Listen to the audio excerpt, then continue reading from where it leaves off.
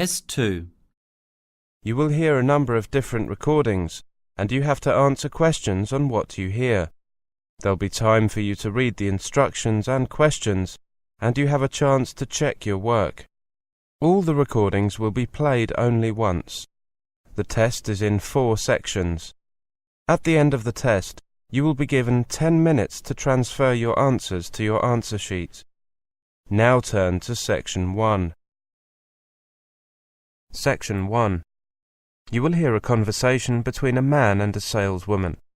First, you have some time to look at questions 1 to 10.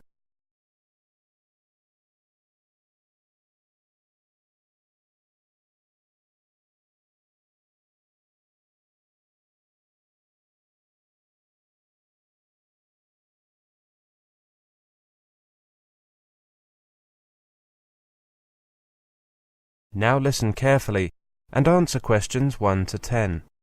Good morning, sir. How can I help you? I'd like to rent a car, please. Certainly. What kind of car were you thinking of? Oh, a small or medium-sized one. Could you show me a brochure or leaflet with the different available types?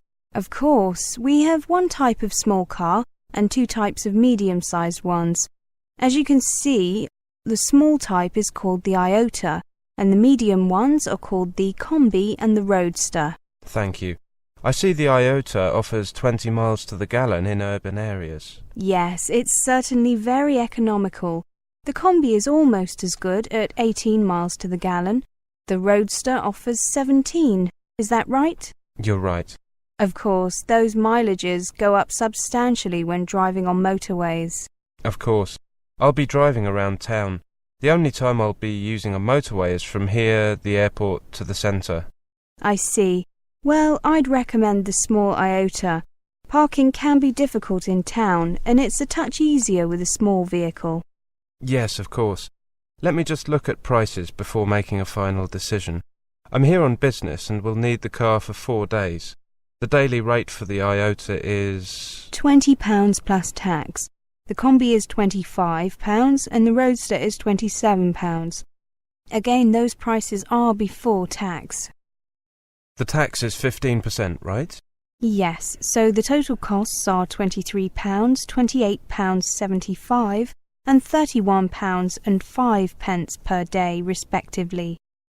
Do those prices include insurance? Yes, they do. However, the insurance only covers one driver, the one who signs the rental agreement. We can cover other drivers for an additional fee.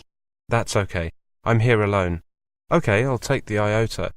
Oh, what about fuel costs? All of our cars have a full tank when customers take them.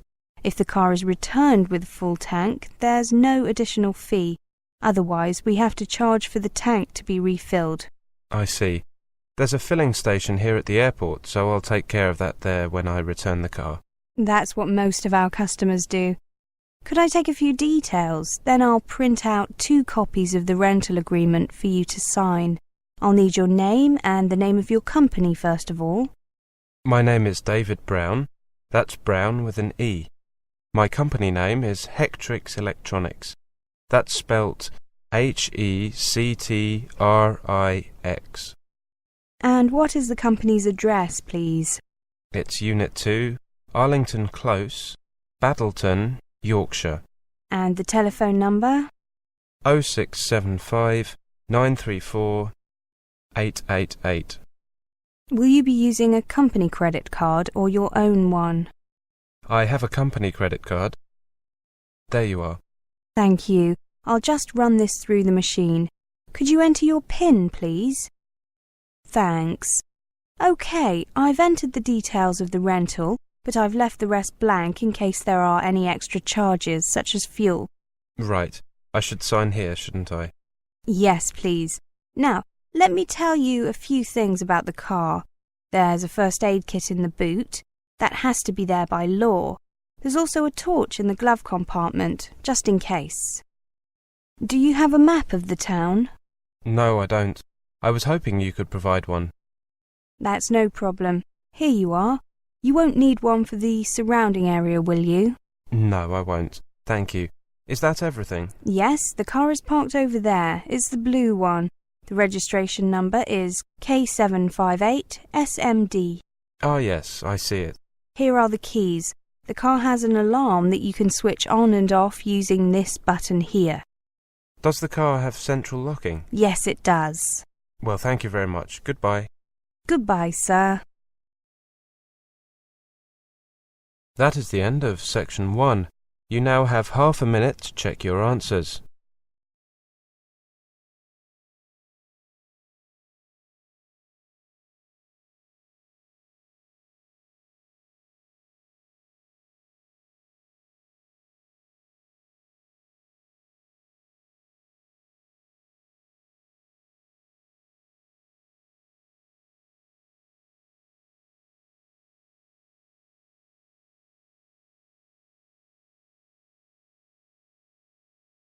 Now turn to section 2. Section 2. You will hear a conversation between an interviewer and an interviewee. First, you have some time to look at questions 11 to 20.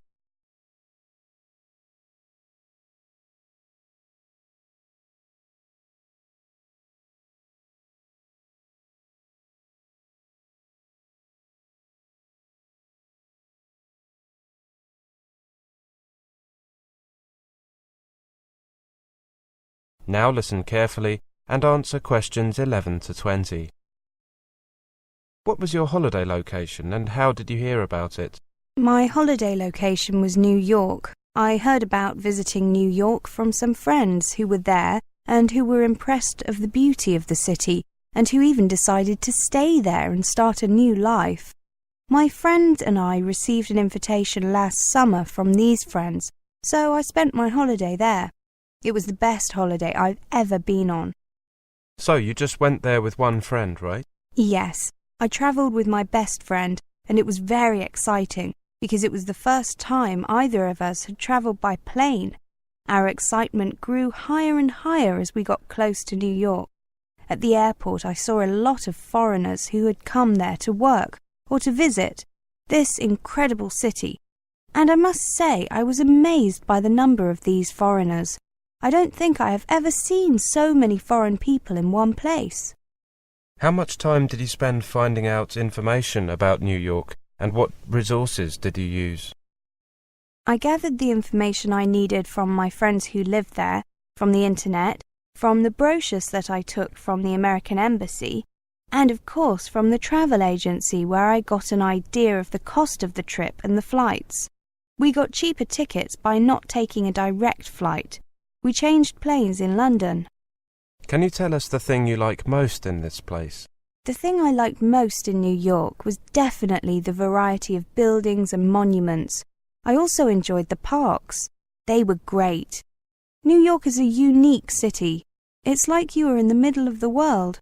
It's considered by many to be the economic centre of the world. I also like the people. Some people told me that New Yorkers have a reputation for being unfriendly, but I didn't notice this. Were there any things that you didn't like? I think that the downside of my holiday was that there are crowds on the streets every day, almost all day long. Also, sometimes the bad weather that kept us in the house. How was your accommodation? My friends live in a big flat. My friend and I shared a bedroom, which was very big and comfortable, and most of all, we had the perfect view overlooking the ocean. So I must say that we had all the comfort we needed. They even gave us access to a computer for us to check our email or to play on when we were in the mood and when the weather was bad. You said that the people there were fine. Yes, the people from New York are very kind, and now I will tell everybody I know this. Whenever we needed help on the street because we didn't know where to go or because we found the map confusing, they always gave us a hand and helped us find our way. Did you make any new friends? Have you kept in touch? Yes, I made some new friends there. I made friends with my friends' neighbours. We spent much of our time together and sometimes they were our guides around the city. How did you spend your time? Did you participate in any recreational activities? During the day we went visiting and walking on the streets for hours, and when the weather was bad we played a lot of chess. We had the chance to participate in the 78th annual feast of San Gennaro, but we missed the 36th annual African American Day parade through the whole of Manhattan. And we went to the Richmond County Fair on Staten Island, which amazed us in every possible way. That is the end of section 2. You now have half a minute to check your answers.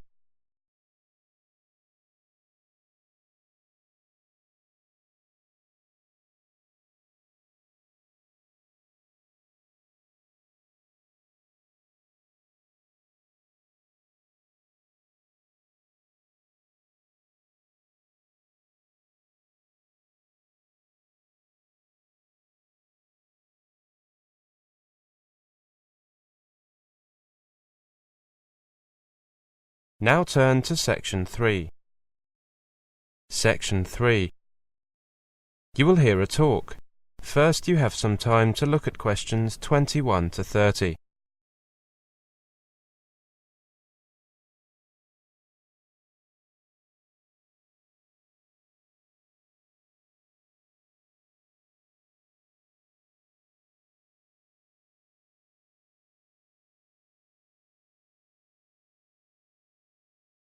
Now listen carefully and answer questions 21 to 30.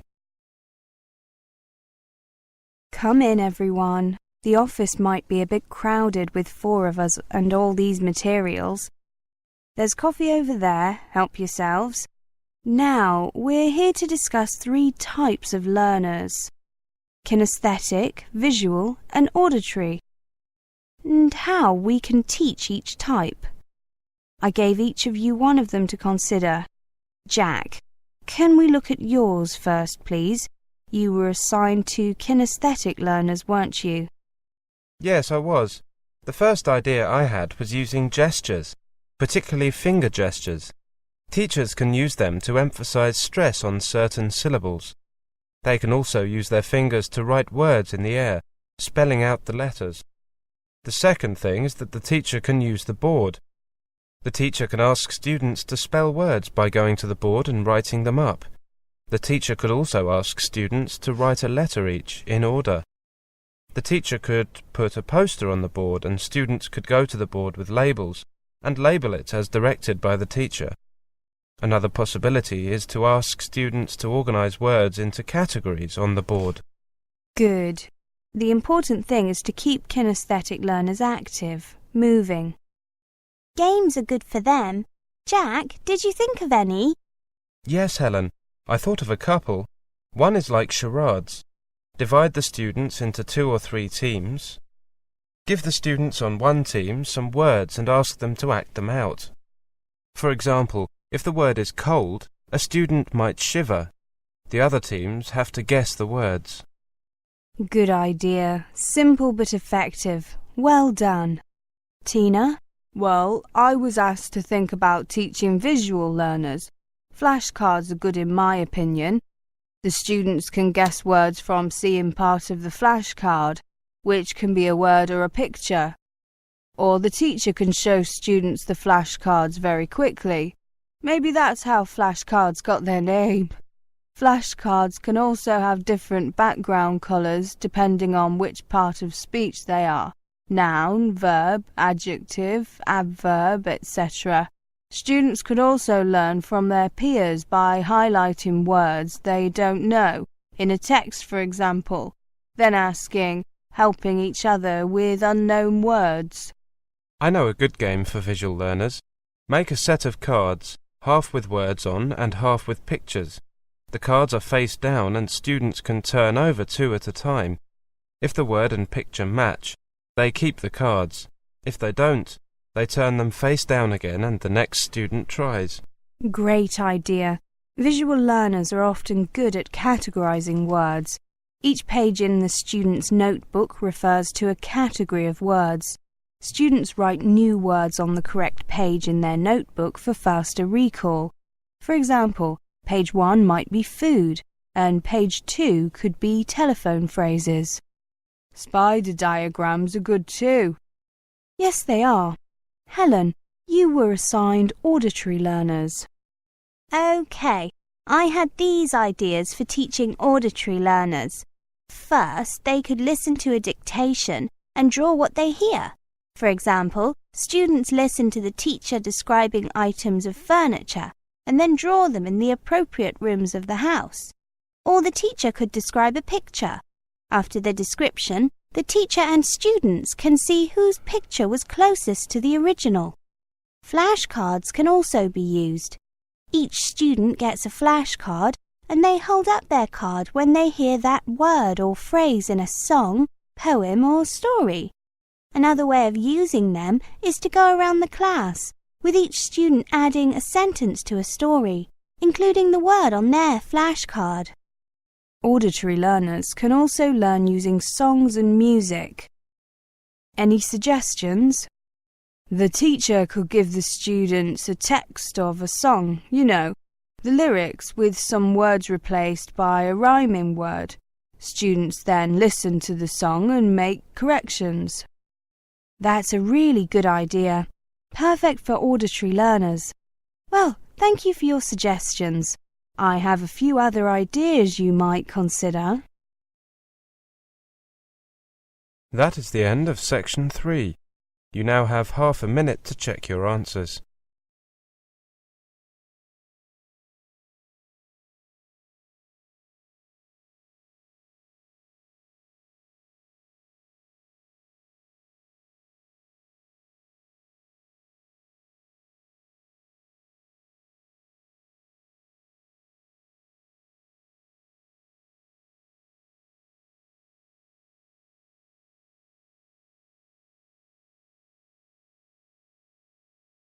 Now turn to section 4.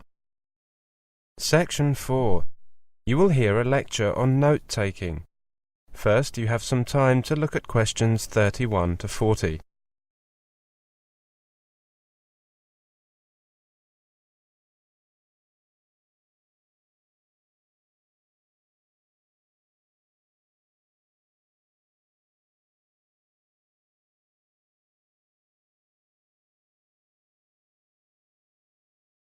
Now listen carefully and answer questions 31 to 40.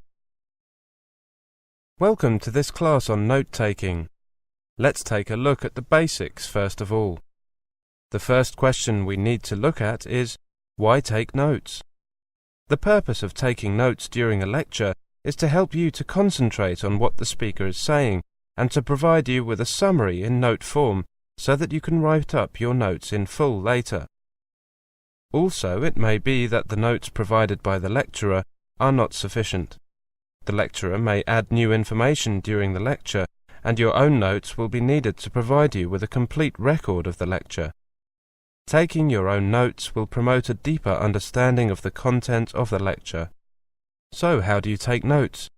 The general principle in note-taking is to reduce the language by shortening words and sentences. The following advice will help you to take notes efficiently, leaving you free to listen to your lecturer.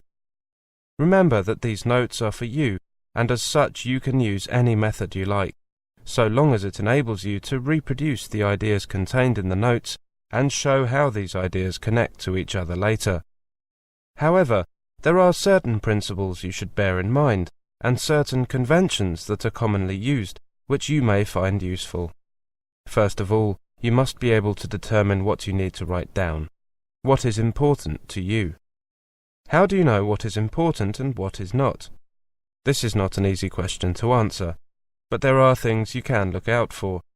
The first piece of information you receive is the title of the lecture. This is perhaps the most important single piece of information of the whole lecture, so you should make sure that you write it down in full. Even better, find out what it is beforehand so that you can have time to think about what the lecture will be about. Secondly, listen for direct or indirect signals from the lecturer that tell you what is important.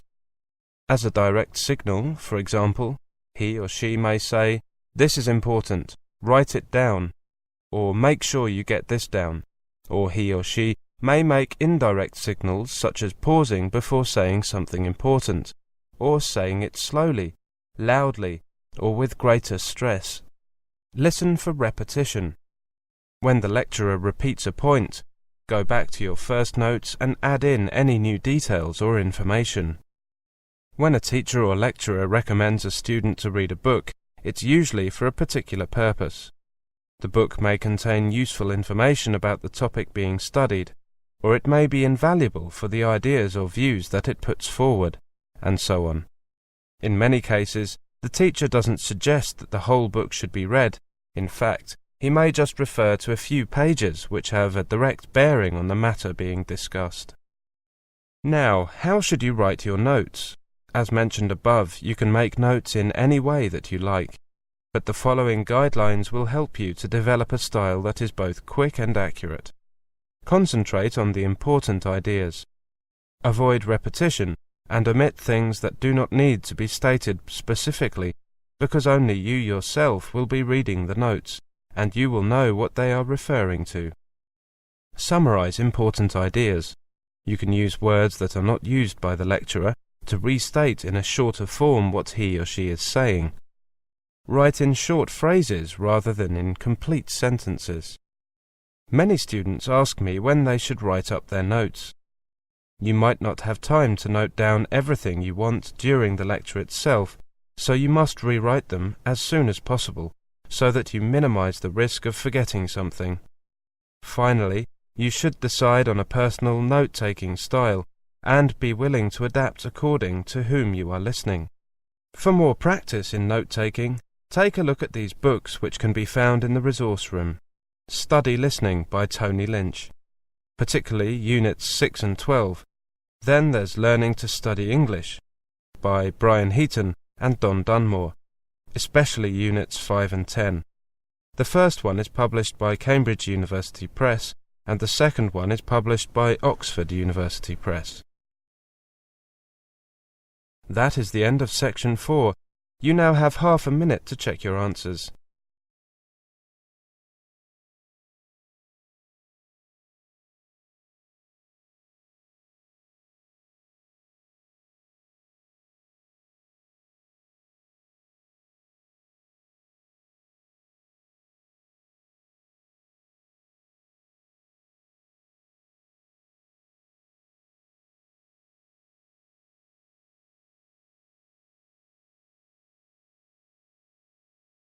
That is the end of the listening test, the Ielts test. You now have 10 minutes to transfer your answers to the listening answer sheet.